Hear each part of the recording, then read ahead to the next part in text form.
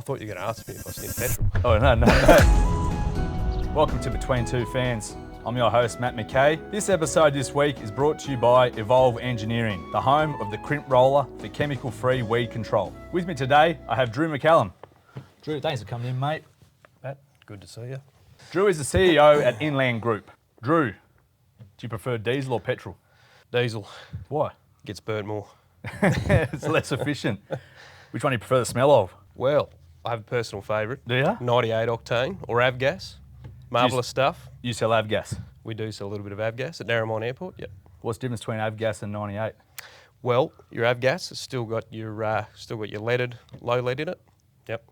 And 98, it just hasn't quite got that same touch on it, the smell. You can smell the difference between those two. Oh, 100%. Yeah. Your avgas evaporates a lot quicker. It's a lot drier. Are you a diesel head? And will we ever see you in an EV? An EV, I doubt it. Maybe if the hearse was an EV at my funeral, potentially. Yeah. But right. I'd try and dispute that highly before that happened. Does the EV revolution cause concern for the future of a business like yours? No, it doesn't. You see a hell of a lot of investment in our industry, whether it's from independents like myself or major corporates, and that tells me there is a longevity to come with the industry. I mean, you don't have companies like Ampol, Mobil, BP, Shell spend millions of dollars on mega service stations, and those guys are going to want a return on investment over 20 and 30 years on those assets. So you don't see that sort of spending without a future in an industry, I don't believe. And is Inland affiliated with Ampol, Shell, any of those big companies? No, we are not. We are wholly and solely independent, have been since 2010, and we're very proud of that fact. We enjoy being local and independent and family owned and operated. As a outsider looking in, Inland seems to be growing every year, and I see your brand sponsoring a lot of community events. Who are you sponsoring right now? In town here, we've had a long-standing relationship with the Roos, and we love supporting that club. Also the Sims as well in the other code in league. And Club Dubbo is one of our other major partners in town. We have a great relationship with those guys as well, and obviously we have a lot of other smaller sponsorships as well. When you're sponsoring these smaller clubs or bigger clubs, are you trying to get any sort of return, or are you just being a philanthropist? I mean, obviously it's a bit of both. We generally align ourselves with clubs that share the same values with us, clubs that have some of our suppliers or customers affiliated with them, but also we're a huge believer in giving back to the community that you operate in. So, there is many clubs and events and different people we sponsor that have no relationship with the business whatsoever as well. It might just be that it's a great cause. For example, we do our Dolly's Dream charity every year. That is a fantastic cause. We have as you may have seen, Matt, we've got a blue truck. That's our Dolly's Dream truck. So we started doing that about 4 years ago now. First year we raised $38,000. Second year was $48,000. And this year we've got our event coming up on May 9th at Lazy River. If you haven't bought a ticket already, I would buy a ticket. It's going to be a cracking event. The CEO of Dolly's Dream is actually going to be there this year because she was pretty impressed with what we've done over the last few years, and I would love to hit 100K this year. Rightio. What's something you hear in the media about your industry, fuel, that is unfair or inaccurate? The thing that springs to light for me is when the fuel excise on diesel and petrols was halved. The media expected that all fuel suppliers, retailers, wholesalers would halve their, but they would reduce their price by the half excise amount, which was in half was 26 cents, or a touch over. And they expected that we would do that instantly the next day.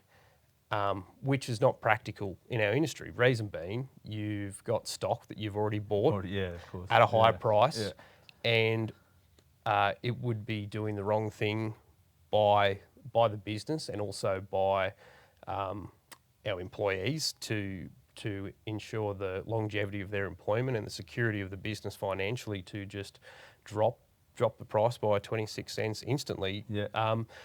I think another common misconception with media and maybe clientele or general public as well, that, you know, you may think that we make up to 50 cents or $1 a litre. And look, potentially in Sydney, in some suburbs where majors get carried away with their pricing, yes, that could happen. And I won't say gouging doesn't exist in those particular eastern suburbs of Sydney, Central Coast. You see some pretty interesting pricing. We can often be cheaper out here than they are there, and they're so much closer to the source of the product. Yeah. However, you know, what we need to do first when there's an excise cut is we need to cycle through our old stock, and then we can. That's why you would see the price come down in increments, not just a full.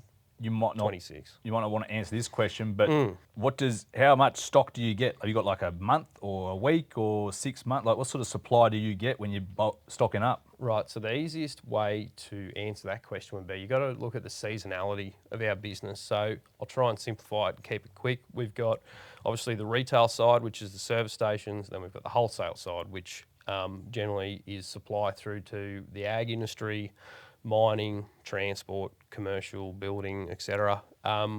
During a harvest month in November, when we're extremely busy, we will hold up to, say, 1 million litres across 3 or 4 depots in the Central West. That stock will only last us 2 or 3 days during harvest. Yeah, okay. So we need to constantly be refilling that. Our price changes daily at the coast. So that means when we're cycling through that stock, the stock price changes quite quickly.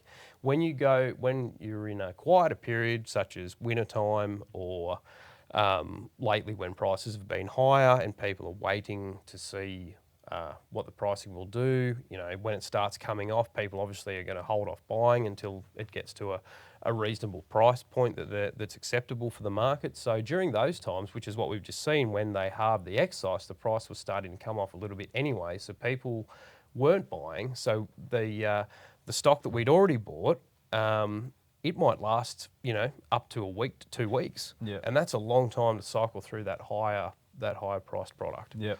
Yep. But on average, you know, we have a rolling stock of about 3 to 4 days. You ever listen to Notorious B.I.G.? Yeah, look, I have. Biggie has a song called The 10 Crack Commandments, and he says, number 4, know you heard this before, never get high on your own supply. Do you eat at the Inland Petroleum hotbox? I thought you were going to ask me if I sniff petrol. Oh, no. I want to know about the hotbox. Oh, the hotbox. Right. Well, I could say I don't with the first question, but yes, I do love a lamb cutlet, Matt. I was going to say, what's your go-to? Cutlet. Lamb cutlet, but you know they're getting quite expensive as well. Yeah. Gouging. I don't get a discount. A lot of our staff get a staff discount, but for some reason my employee code's 413 and 413s never work. So I'm assuming Paul's never allowed the discount. Who came up with the feedlot name? It's good. It is a great name. I can't take credit for it. Our lovely team of in retail and marketing, Britt Willits and her team came up with the name. It is a fantastic name, and they also came up with the logo. Oh, yeah. Yeah. Well, make sure next time you're passing the Inland Petroleum servo, you fuel up and get a lamb cutlet from Feedlot. Thanks for coming in today, Drew. See you next week. Come and talk to Fan Man if you need a lot plan.